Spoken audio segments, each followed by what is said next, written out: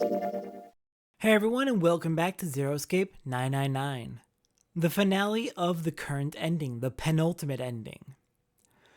Last time, we uncovered the true killer behind most of the game's endings so far. Ace has been going around killing people, trying to get Lotus's bracelet so he could escape from the nonary game. A nonary game which he himself conducted 9 years ago as the CEO of Cradle Pharmaceuticals. And now that we have uncovered the truth about him and all of his horrific deeds, what next? Well, I believe I finished with my confession. Why don't we get moving? He sounded as if he'd just finished doing nothing more exciting than describing the weather. For Santa, it was the last straw. What the hell is this shit? You aren't going anywhere, you son of a bitch. We're gonna leave your ass here to rot. Why? Because I killed Clover? That's ridiculous. Why are you so upset that I killed the little... Can we kill him? She was nothing to you. A stranger you only met a few hours ago. Am I wrong? She was an innocent person. You bastard! Seven roared and lifted a fist that would likely have shattered Ace's jaw. But someone else was faster. It was Lotus. She stepped toward Ace, raised a fist of her own, and drove it straight into his nose. Huh. You've got some fire, don't you? I confess I'd rather like a tough woman. Don't? What the fuck? He sniffed and wiped a small trickle of blood from his nose with a raised eyebrow. Well, maybe you'd like another one then. Oh, before that, let me give you one of my own. Huh? Lotus scarcely had time to blink. Ace snaked his arms around her and pulled Lotus's back up against him. It was the same motion, and in the same motion, he reached into his coat pocket. Fuck! It wasn't Santa! It wasn't Santa who got the gun! God damn it! It was a gun. Junpei, we should have taken it. We should have disposed of the bullets, and we should have taken it. The revolver. Almost lazily, he tilted it to point at Lotus's head. If any of you so much as blink, I won't hesitate to pull this trigger. I've already killed 3 people. Don't think I'm not ready to make it 4. 3? 3 people? What do you mean? Very well. Let me take this opportunity to illuminate you. The person who killed the 9th man was me. Although I suppose to be more accurate, I encouraged him to get himself killed. While we were examining the main staircase, he came to me and told me his name. I recognized it at once, so I gave him a little push. Just a little white lie. It seems the settings for the dead are altered. Now it only requires a single person to deactivate the detonator in the bracelet. Does that mean that the 9th man is one of his collaborators? Investigate what's beyond door 5. We'll meet again later. Okay, I don't remember his voice. Okay, have a good one, guys. I think it was not nearly that ecstatic. I'm going off ahead now. Well then. I remember it was really awful on my throat. Shit! Why isn't it stopping? God damn it! You lied! Open the door, please! I'm begging you. Help me! Please get me out of here! Get me out of here! Oh my god, there's no time left! Listen, I was lied to. He lied to me. He put me in here.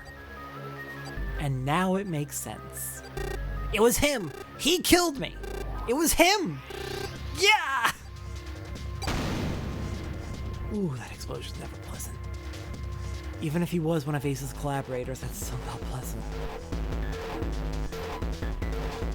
I had 4 reasons for killing him. 1. As I had said before, in the nonary game, the number 9 bracelet is of utmost importance.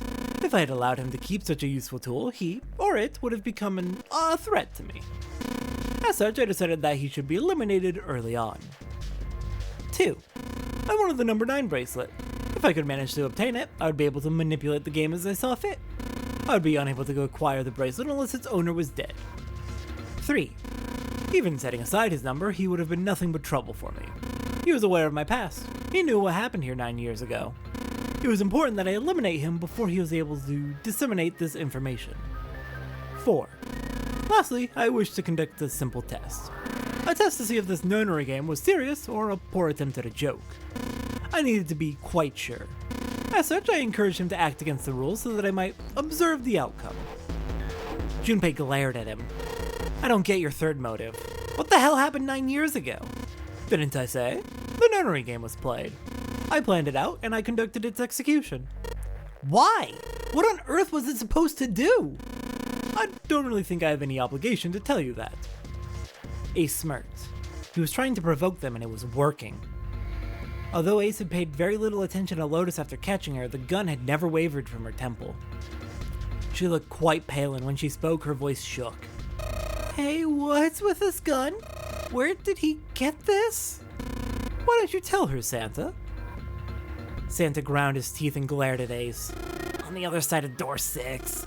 We found the gun in the coffin in the cargo room. Right? The bastard must have grabbed it when we weren't looking. Indeed I did. That was a pretty serious mistake, you know. Just saying you intended to leave it behind. Ace laughed a short, derisive snort and gave Junpei a sickeningly pitying look. Well, there isn't much time left. I'll be off then. Where are you going? Do I really need to explain? I had assumed it would be obvious. I have the number 9 bracelet, and now I have Lotus. 9 plus 8 plus 1 is 18. 1 plus 8 is 9. Wasn't there a door with a 9 on it in the room that looked like a church? That's where you're going, isn't it? And how do you know that? Santa told me about it while we were looking for Clover. I see. Well, you are correct, that is my destination, but now I must say goodbye to all of you. Oh, and please don't forget my warning. Move and I'll pull the trigger. I don't need her alive to open the door, you know. As he spoke, Ace began backing toward the door, practically dragging Lotus behind him. Junpei, Santa, June, and Seven stood, frozen. Ace had the face of a man gone mad. They had no doubt he would pull the trigger. Ace had reached the exit. He forced Lotus to open it, then turned and addressed them once more. Goodbye. And then he stepped through the door. There he fucking goes. He's got to get away. It fell shut. We've got to go after them. And somehow, without them noticing, in the blink of an eye, they were gone. As soon as Ace and Lotus were gone, Junpei and the others leapt for the door in pursuit of Ace. But as Junpei laid his hand on the doorknob, there was a noise behind him. He looked over his shoulder. June was kneeling on the floor, breathing heavily. Hey, June, what happened? Are you all right? Santa ran to June and wrapped his arm around her before she could collapse all the way. Jesus, you're burning up. Your fever's back. Are you okay? June's fever had returned again for no apparent reason. Her eyes were watering and her eyelids drooped. Her breath came in dry, shallow gasps. I'm okay. Really, I'm fine. You should be worrying about Lotus. She was breathing hard now and she could barely summon the strength to talk. Junpei was torn. He couldn't leave June alone in the state she was in. But every moment they waited, Ace was farther away, Lotus's life in his hands. What was Junpei supposed to do? June's eyes drifted to Junpei's. She managed to muster a weak smile. Junpei, don't worry about me. I just need a little rest. I'll be fine. Don't you remember? I just needed to rest a little bit last time. So please save Lotus. Think about what Ace has already done, Junpei. When he's got what he needs from Lotus, you really think he's gonna let her just walk away? God damn it! You guys go on ahead. As soon as June starts feeling better, we'll follow you. Go! Junpei looked at June. She nodded once. She couldn't manage much more. But it was all the confirmation Junpei needed. His resolve was set. Alright, come on, Seven, we're going after Ace. Hell yeah! Santa, you take good care of June. I'm trusting you. Santa nodded. Junpei turned before he had a chance to change his mind and started running toward the door. God, everything just keeps getting worse all at once. He could hear Seven's heavy footsteps behind him. Let's go. Junpei and Seven exploded into the hallway, their feet pounding the metal floor as they ran.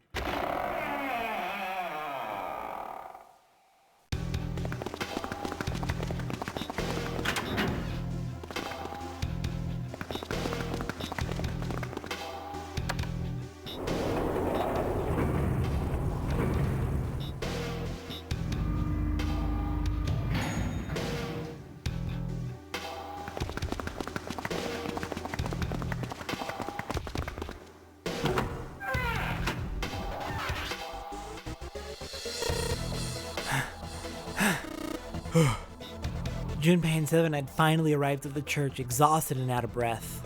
As their lungs struggled to catch their breath, their eyes frantically scanned the room. No sign of Ace or Lotus. You think they already went through? He reached up to wipe a palmful of sweat from his brow. If they're through, then we're in trouble. Maybe. Even as he spoke, Junpei was already on his way to the larger of the number 9 doors. He looked at the red. The display panel read vacant. Okay. He spun around and headed toward the smaller door. The red would tell him if Ace and Lotus had moved to another room. Engaged. It's occupied. That means Ace and Lotus went through here. Yeah, it seems like it. Junpei and Seven stepped away from the door. They retreated to the center of the room and began to talk. What do we do now? Yeah, what should we do? Well, the big door's still vacant, but... The two of us can't do anything with it. Goddamn doors just had to be fortified enough we can't bust them down. Yeah, first of all, our digital root is not 9. It's 5 and 7 is 12 is 3. Just then, as they were pondering what to do next, there was a noise. A noise like someone hitting a thick wooden panel. Junpei looked up, surprised. Seven followed suit, his eyes jumping around the room looking for the source of the sound. It wasn't long before they found the altar. Or, more precisely, what was on it. The coffin. Yeah. Let's open it. How? By force! I don't think that's gonna happen. Well, you never know till you try, right? The only necessity for success is the willingness to suffer 1,000 failures. Who said that? I forget.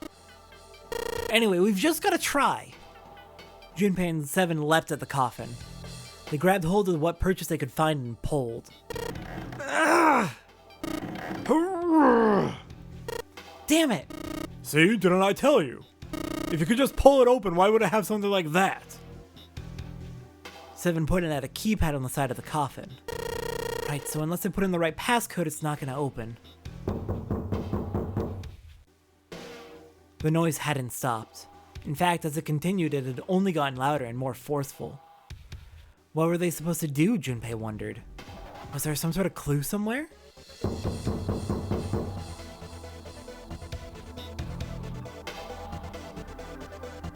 They stood there for a few moments, staring at the coffin, and then Seven spoke.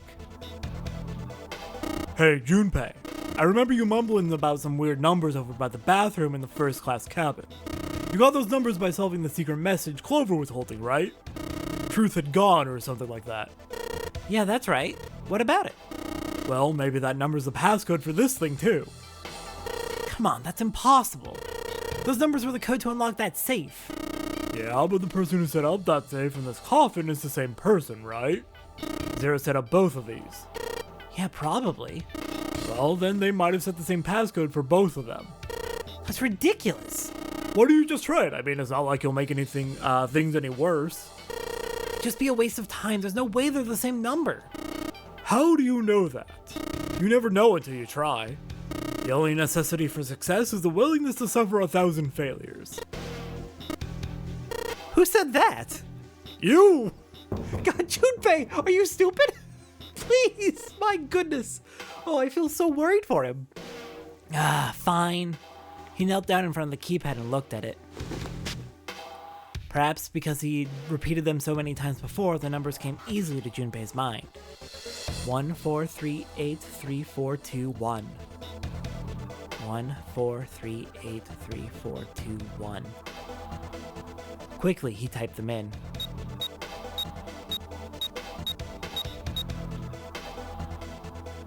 He checked that he'd entered the right numbers, took a deep breath, and pressed the E button. It took only a moment. What? You've got to be kidding me! There was a click. And with a heavy clunk, the lid of the coffin slid off onto the floor. Someone sat up from inside. Snake! You, why? Oh, thank God. We found him. What was his voice? Snake, you've been in the coffin for too long. I don't remember your voice. Ah, those voices. Junpei and Seven, unless I'm mistaken. Where are the others? Are they elsewhere? Of course, there was no reason Snake would have known anything about where anyone else would be. Junpei and Seven looked at one another. There was a great deal he needed to know, but... how much should we tell him? We can't tell him about Clover, not yet. They had to tell him something, however, so they began to talk. Snake explained to them how he had come to be locked in the coffin. Apparently, he'd been hit with some sort of knockout gas, and Junpei and Seven explained what had happened to the rest of them. There was one thing, however, that neither Seven nor Junpei could bring themselves to say. That Ace had killed Clover. They feared that if Snake knew, he might well go insane. They decided as much by a look the moment Snake had climbed out of the coffin.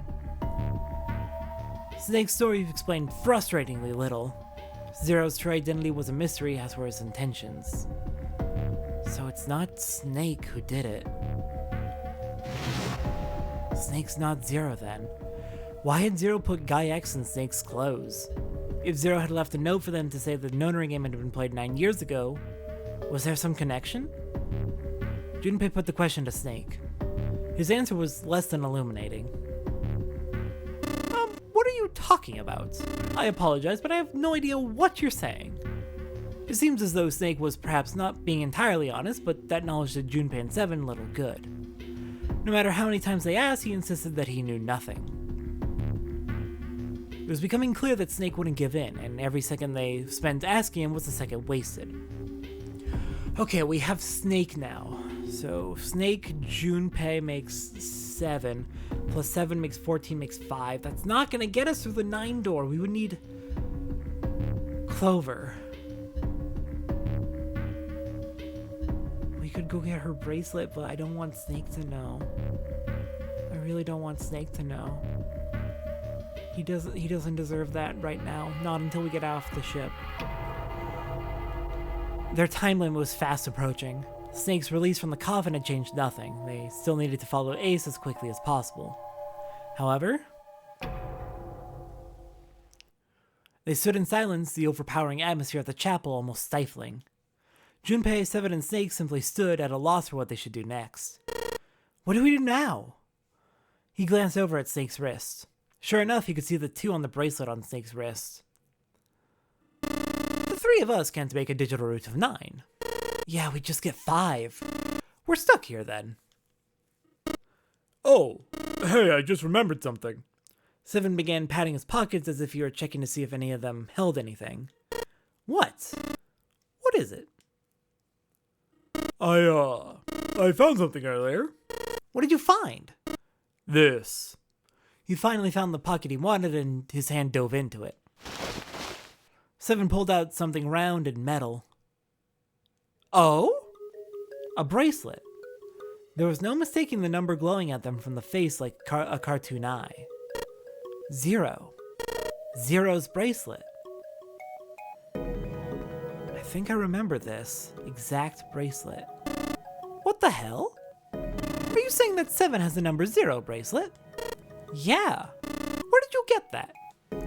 Snake's question was innocent enough, but if he learned the truth, if he'd been able to see, he would have noticed 7 look away. Clover gave it to me. She did? Yeah. How did she come by it? Well, she found it, see? On the other side of door 1, A deck, in the captain's quarters. She asked me to hold on to it because it was too big and bulky for her to be lugging around. Uh-huh. Great excuse. It was a lie and Junpei knew it. I haven't actually looked at it yet. Didn't want to disturb the crime scene, you know. Basic stuff? Well, I did borrow one thing. So this is what he grabbed. Alright, Junpei. Been nice knowing ya. What? What? 7 plus 2 plus 0 is 9. Come on, man. I'm just kidding. You made me think you were gonna ditch us for a moment. Still, just in case, I want to make sure the 0 bracelet gets picked up by the red. Snake, give me a hand, alright? Without waiting for a response, he started walking toward the door. Junpei and Snake followed him quietly. Before long, they found themselves in front of the larger of the two doors. 7 and Snake put their palms on the red. Once they'd done that, 7 put the number 0 bracelet on the scanner panel as well. A third asterisk appeared on the screen. 7 plus 2 plus 0 is 9. Now they just needed to pull the lever and the door would open.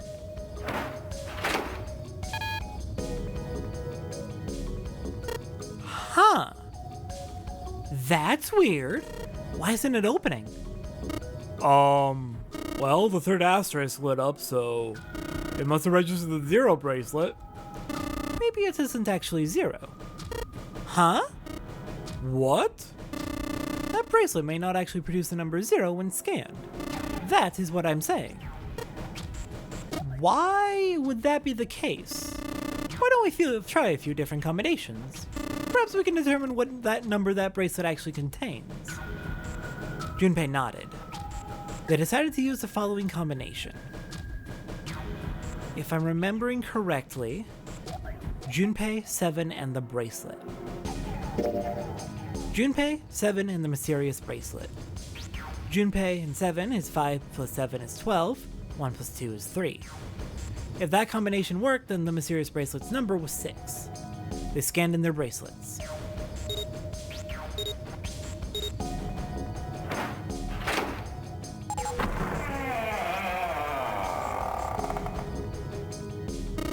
It opened. Yes, so it would seem.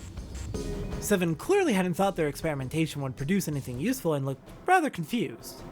Snake was, as usual, calm and smug. The door slid closed. Junpei's forehead furrowed as he thought. That meant the number for the mysterious bracelet was 6. 5 plus 7 plus 6 is 18, 1 plus 8 is 9. But how could it be 6? The display on the bracelet clearly showed a 0. That's so weird. What if it's not a 0? I'm trying to think. In the captain's quarters, where the number 0 bracelet is found, there's a really big emphasis on number bases. So 0, what number would look like a digital root of 6? What letter, I guess, would look like a digital root of 6? I know a good starting point might be O, because 0 and O look similar. They look basically identical on an LCD screen like that. So O would be M's the 13th, N, O, so O is the 15th letter, but in a base system where you start with the first 10 digits, 0 to 9, it would be not 15, but it would be not 15, but 24, I believe. Yeah, it would be 24 because A is 0. A is 10. And 24 has a digital root of 6. So I guess it might be the O bracelet, but then why would it be a letter? That's so bizarre. Suddenly, from somewhere far beneath them, they heard the crack and groan of tearing metal. With it came the sound of water pouring into parts of the ship that had, until recently, been dry. Oh dear! Oh man, that's not good. I guess our time's just about up, huh? At any rate, we know now that the door can be opened. Let's go. But, Snake, are you sure? Yeah, you know that only Junpei and I can go through this way. You needn't worry. I have a solution to this problem. My last resort, but if now is not the time for last resorts, then when? Last Resort? What are you doing?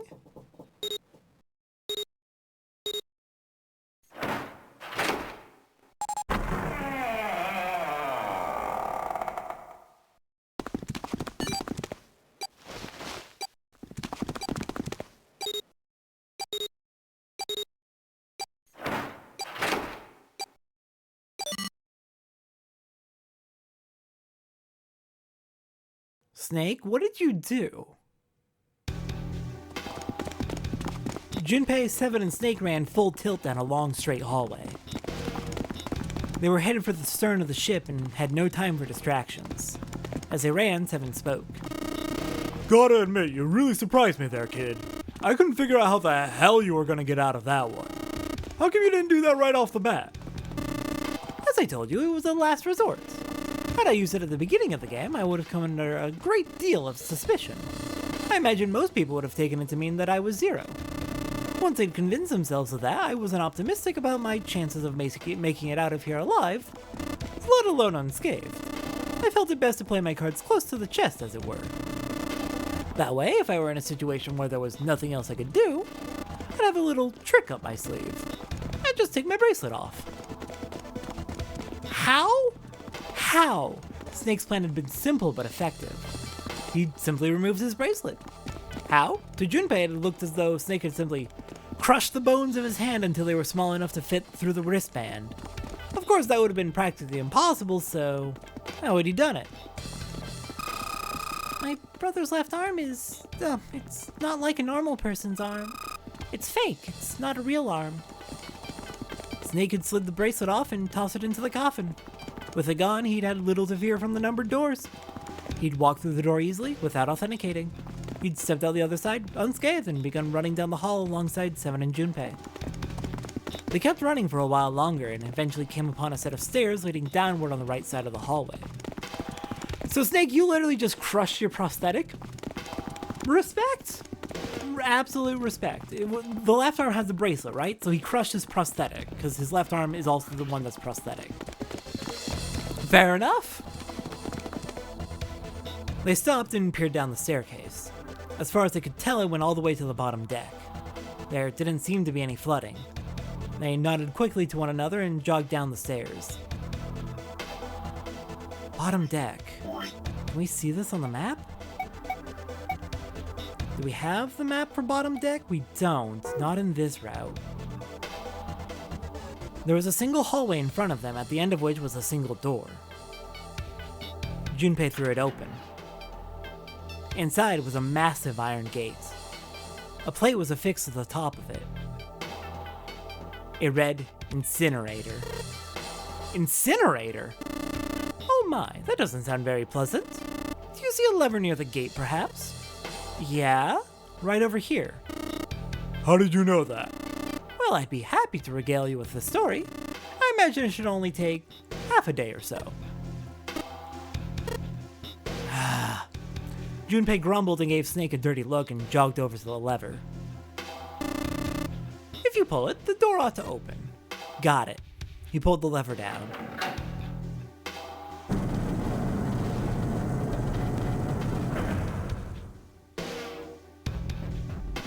With the rumble of an ancient motor, the door opened. There was no need to hold back and no time to hesitate. They pushed their way inside. Standing in front of them were Ace and Lotus. Oh crap. Ace still held the revolver in his hand. It was still pressed hard against Lotus's temple. A small dark bruise had begun to form near the tip. Dude, Ace, come on. Please, please. Even from several yards away, Junpei could see that Lotus was shaking.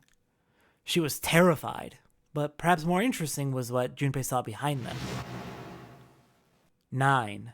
Another number 9 door. But why? Why was there another one?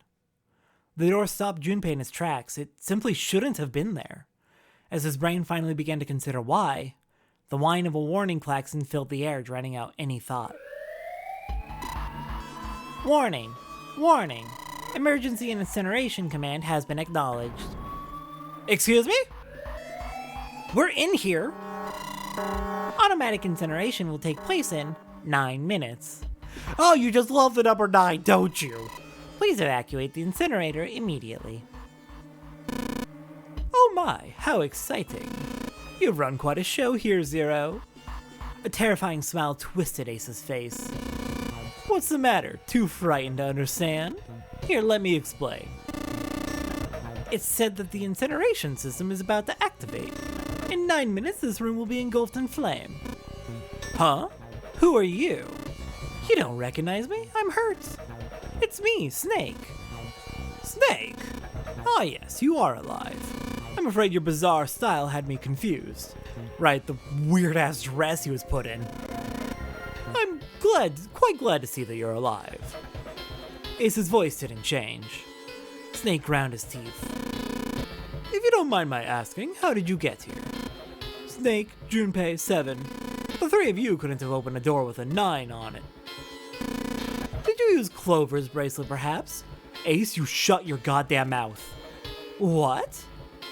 2 plus 5 plus 7 plus 4 is 18, 1 and 8 is 9. Ah, well, your reaction suggests that you did not. Hold on. Why did you think we'd have Clover's bracelet? Junpei felt his chest tighten. Oh, they haven't told you? Told me what? Clearly not. Normally I would take some time and enjoy the moment, but I'm afraid my time is at a premium just now. I'll have to make this quick. Clover? Don't do it, Ace! Keep your goddamn mouth shut! Clover? I said stop it! Don't listen to him, Snake. Junpei could feel his voice going hoarse, but Snake didn't listen to him. What happened to Clover? Ace looked at him, the corner of his mouth curled into the hook of a cruel smile. Clover died. The color left Snake's face. He shook his head weakly. No, that's not true. That's impossible. It's a lie. It has to be a lie. Oh, it's quite true. I can assure you of that. I killed her myself, you see. What? I'm sorry, did I stutter? I killed her. Snake's face twisted into a mask of rage, mottled red rising to dot his pale skin. Snake. No, Snake, please. Please, calm. His entire body shook. He looked to Junpei disturbingly like a demon. I would have rather she died with less suffering. A bullet in her brain, perhaps, would have been ideal. Unfortunately, that would have made quite a bit of noise. Circumstances being what they were, I was forced to settle for the knife. The one the ninth man had, you remember?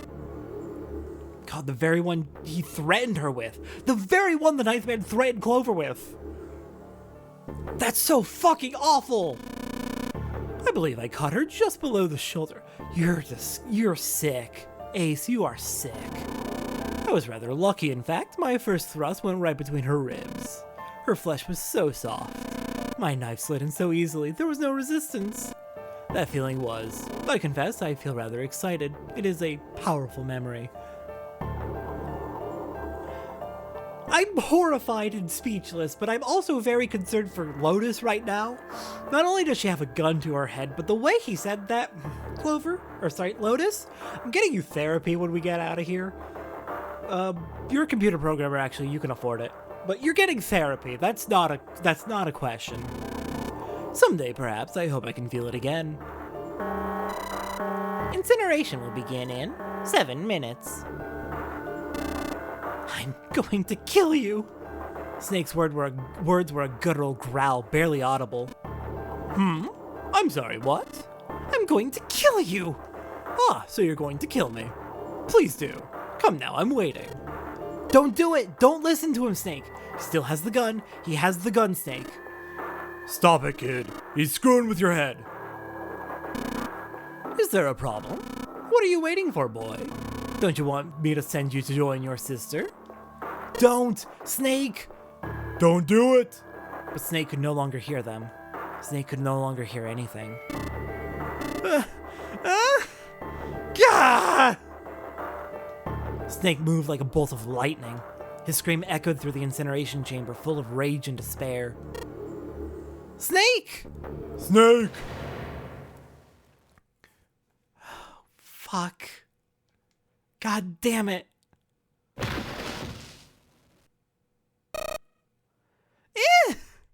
Another scream filled the room. It was Lotus. She ran across the room toward Junpei, her eyes wide with terror. Snake's ill-fated attack had loosened Ace's grip on her, and she'd made a run for it. Good! At least that's a positive! Snake! She reached Seven and Junpei and ducked behind them. Yeah, you take a break! You've been through a lot! Junpei could feel her fingers on his arms, tight enough to be painful, keeping it between her and Ace. Incineration will begin in 5 minutes. Give me the woman. He raised the gun. I need her. Without her bracelet, I will be unable to open this door. 1 + 8 + 9 is 18. 1 + 8 is 9. Quickly now. I don't have time for your shenanigans. In the center of the room, Snake's body lay eerily still. He looked like a human larva, prone and vulnerable on the floor. I see. Then it would seem I have no choice. The rest of you must die as well. Fortunately, I have 5 bullets left. 1 for Junpei, another for Lotus, and the last 3 for that lump of idiotic man you call Seven. With how muscly and beefy Seven is, it might actually take that many to kill him, actually. I'll take Lotus's body with me and leave this room. Incineration will begin in 4 minutes. Well, it looks as though our time together is at an end. I rather enjoyed playing with you. Goodbye. Junpei could see Ace's finger tightening. He could see it begin to squeeze down on the trigger. His body tensed, preparing for the catastrophic impact of hot lead against human flesh. Then it happened. Snake? Snake stood up. What? No, that's impossible. For the first time, Ace's composure broke. With obvious effort, Snake lunged forward, 1 step closer to Ace. Then another. He looked, for all the world, like a zombie. I'll kill you. I'll kill you. His voice was the mournful wailing of the undead. Stay away from me. Get back. Stop. If you come any closer, I'll get away from me. Little by little, Ace was retreating. Snake didn't stop. He continued his stiff, inexorable approach, his eyes twin pools of pure fury. Listen to me. I said don't come any closer. Shit, you bastard. That's all 5. Ace's revolver leapt 5 times. 5 times the air in the incinerator was split by the crack of a bullet. Snake's body twitched as 5 clouds of blood and torn flesh leapt into the air across his body. A fine pink mist drifted from his body and disappeared. Snake made a strange sort of choking cough. And then his strength was gone. His legs crumbled and his broken and battered body slid to the floor.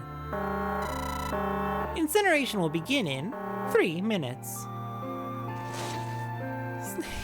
But Snake wasn't done. Even as the pool of blood beneath him grew, he began to move. He half crawled, half slid towards Ace. One bloody arm wrapped itself around Ace's leg, and the other gripped his thigh with strength that it should have been long gone. You son of a bitch! You're a monster! Get off of me! Let me go! Damn you! He kicked at Snake with his free leg, driving his foot into Snake's face, his arm, his shoulder. It made no difference. Snake refused to release him. Once a snake has ensnared its prey, rarely does it release it. This is it, Snake. Or Ace. We're going to burn to death together. What? Incineration will begin in 2 minutes. Ah! Damn it, damn you! Get off! Let me go, you monster! Okay, look, think about it this way. My company owns a wonderful hospital. It has excellent doctors.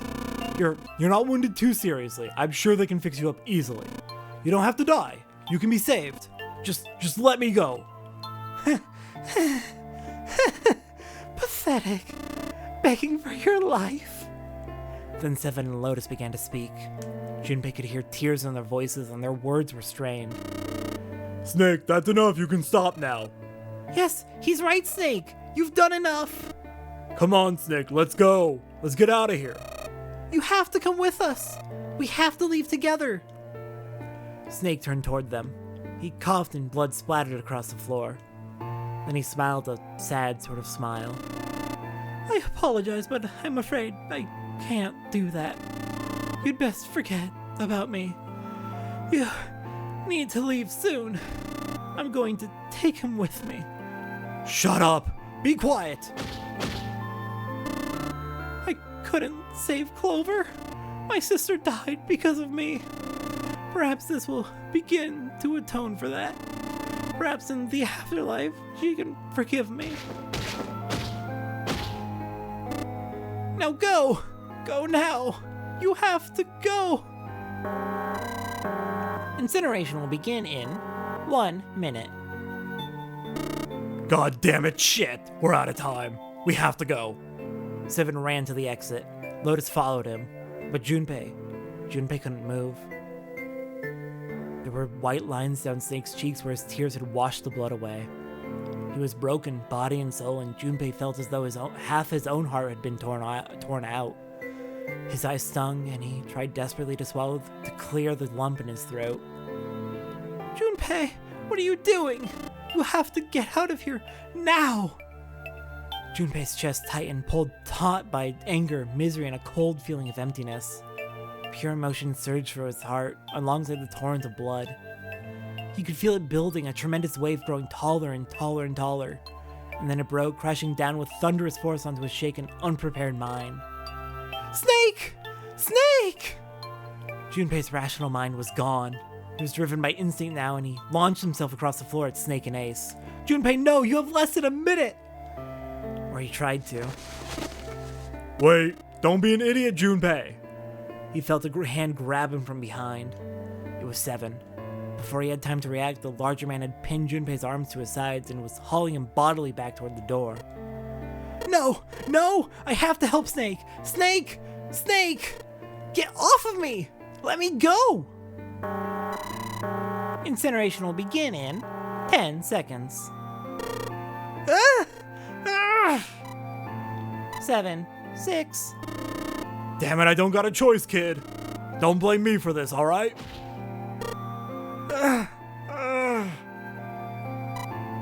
5, 4, 3, 2, 1, 0.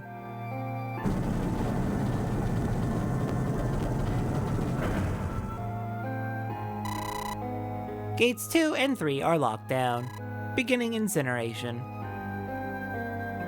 Junpei felt Seven's fist bury itself deep in his stomach, and then his legs turned to mush. Seven scooped him up in the same motion and leapt through the door. It slammed shut behind them. Junpei struggled to shaky feet. He glanced over to see Lotus only a short distance away. Junpei ran to the door. Don't look, Junpei! No, don't look! Don't look, don't look, don't look! There was a small window cut into it. Inside he could see Ace and Snake. Shit! Damn you all!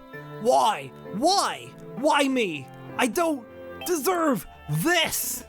Answer me! Answer me, Zero! Why? Why? Zero! Zero!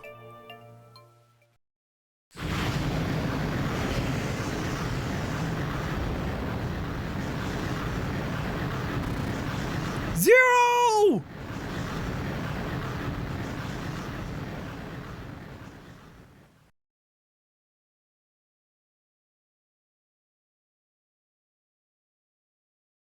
Goodbye, Snake. Fuck! God damn it! Yes, I'm crying. Even though I've played this game before, it still gets me. It's... He didn't know how much time had passed. He didn't know how long he stood there in front of the incinerator. He looked to the side. Lotus's face was ashen, and if not for the hand she put against the wall, Junpei didn't think she could have stood. Seven looked old and tired and used. His eyes stared at the floor, seeing nothing. Junpei said nothing. He simply began to walk toward the open door, and the hallway they'd come down earlier. Hey, wait, Junpei! Junpei, where are you going? He blinked when their voices broke the silence. He stopped. You stay here. I'll go get Santa and June. You're gonna bring them here. How? Don't worry about that. Just stay here and wait. All right? 7, Lotus, is 15, is 6. Plus Junpei is 11, is 2. Santa's 3 is 5. June is 6, is 11, is back to 2. The 0 bracelet, we're already well past the limit of number of people. But the bracelet is 6, and that would put it at 8. Oh my god. Ace's bracelet's still in there. We could pick that up and use that. Maybe. That would put us at 9. That's so... He began to walk again. He looked over his shoulder and watched 7 and Lotus grow smaller and smaller. They stared back, not moving. He wasn't sure if they could. He turned around again. He knew where he was going. When they'd walked through the hallway earlier, he'd noticed an elevator at the end of the side hallway. If it still worked, then maybe... Before long, Junpei found himself in front of the elevator. Next to the door was a button with a triangle on it. He pushed it and the door opened.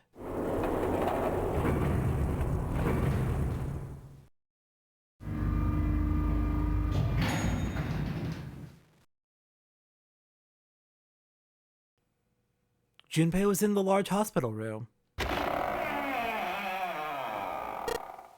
June! Santa! He kept calling and walked to the center of the room. That is a place for the elevator to leave out, or to let out. Where are they? Did they go to follow us? But try as he might, he couldn't find them. Ah, damn it! Where did they go? Increasingly frustrated and increasingly worried, Junpei left the large hospital room. He had no choice. He would have to look for them. Junpei's heart was heavy. He couldn't shake the feeling, but there was a part of him that felt it would be wrong to, even if he could. With every step he took, his legs felt more and more like lead.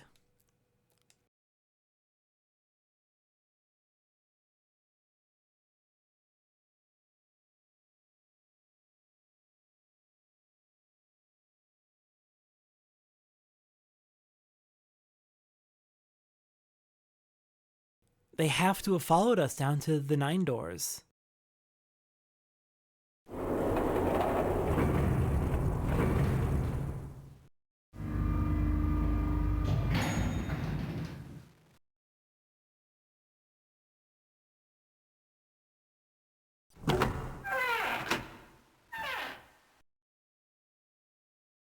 Sometime later, Junpei found himself at the chapel. He stepped inside, expecting to find nothing. But there, on the red carpet in the center of the room... June! No, codenames didn't matter any longer. She was Connie. Connie! Junpei cried her name and ran. Show us her body! Right now!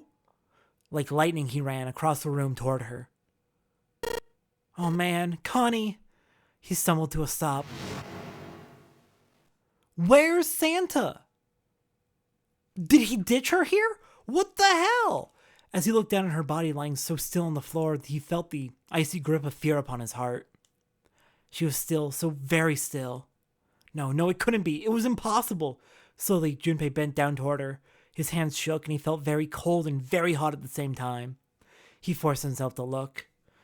Her back was moving. Slowly it rose and fell. She's breathing. Oh, thank fuck. Relief washed over him. Connie! Junpei reached down and gently, very gently lifted her up. Connie! Connie! Are you all right? Junpei? Her face was pale and her lips dry and cracked. Her eyes were blank and cloudy. They stared straight at Junpei but saw nothing. Trembling, Junpei wrapped his arm around her back. She was cold. very cold. Junpei tried to convince himself that it was only his imagination, but she felt as though she were fading away. He could feel his heart pounding frantically in his chest. Oh man, Connie, what the hell happened to you? You feel... Junpei? I'm sorry. Her voice was very faint. I might not make it. No way. No way am I gonna let you die. I'm gonna save you, I promise. Thank you, Junpei.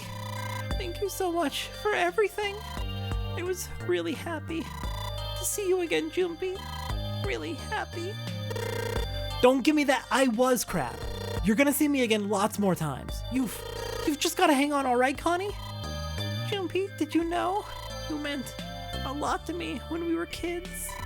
I've liked you for a long time, Junpei. A really long time. Junpei's vision had gone blurry. It took him a moment to realize his eyes were filled with tears. He could feel a piercing point of heat deep in his heart like a white-hot flame. He looked down at Akane. Game over. There was a crack of static from above his head and a voice spoke. 0. You son of a bitch! Where are you hiding? Junpei frantically scanned the ceiling for the source of the voice. I am right here. I've always been close to you. What the hell are you talking about? No matter. I will tell you again. Game over. This game has ended. No, it hasn't. I'm not gonna let it end yet. I'm gonna get out of here with Connie. You can't. That is impossible. Why? Because you chose the wrong path. The wrong path? That is correct. Your path was inevitable, however. Admit defeat. Where there is shadow, there is light. Where there is light, there is shadow. So it goes. What are you talking about? It matters not. The loser has been decided. I told you I'm not gonna lose. No, you misunderstand. You haven't lost. I have lost. What? Junpei didn't have time to ponder what that meant before. He heard the door slam shut behind him. He spun around. There was no one there. Was it 0? Connie, wait here. I'll be right back, I promise. She managed a single nod. Junpei laid her back down gently and leapt for the door. He yanked it open and shot outside. No one. The hall was empty. There was nothing moving anywhere. Damn it! He didn't want to leave Connie alone any longer than he had to, so Junpei turned around and headed back to the chapel.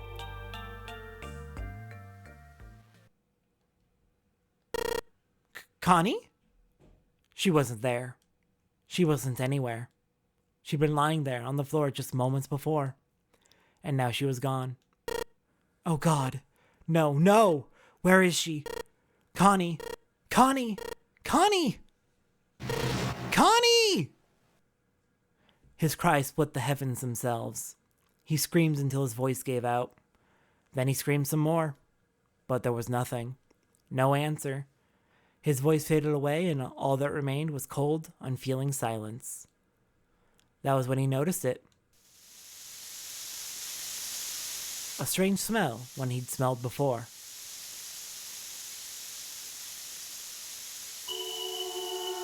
The smell of a peculiar white smoke. 9 seconds later, Junpei's mind winked out.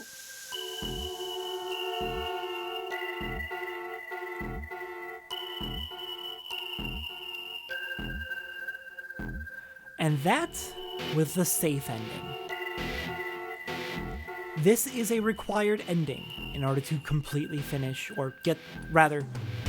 this is a required ending to get to the true ending of this game. All of these events are important. Vitally, we now know the password to the coffin where Snake is laying. So, we're going to let the credits roll. There will be more at the end. There will be more at the end of the credits. But, other than those extra things at the end of the credits, which are important, next time on Zero Escape 999, we will be back at the Coffin ending, where we left off with a to be continued, to see how we can get that coffin open and how we can get to the true ending of Zero Escape 999. But do stick around for the post-credits.